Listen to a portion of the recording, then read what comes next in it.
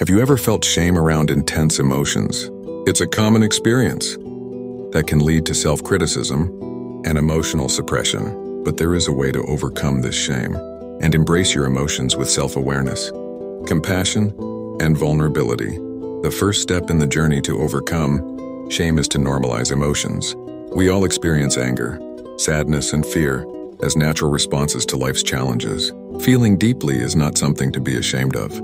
Dr. Jacksan Fernandes reminds us that emotions are signals of underlying needs or experiences that deserve attention rather than flaws to be hidden.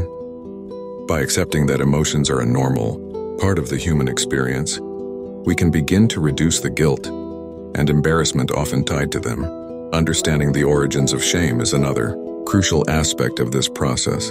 Shame often comes from societal or cultural expectations that label certain emotions as unacceptable or weak. By recognizing where these beliefs come from, whether it be our family upbringing or social conditioning, we can start to challenge and dismantle these harmful narratives. It's time to rewrite the story and embrace our true emotions. Practicing self-compassion is a key element in overcoming shame. Instead of criticizing ourselves for feeling intensely, we must learn to treat our emotions with kindness. Dr. Fernandes emphasizes the importance of mindfulness in this journey. By observing our feelings without judgment, we create a safe space to sit with our emotions and recognize them without labeling them as good or bad.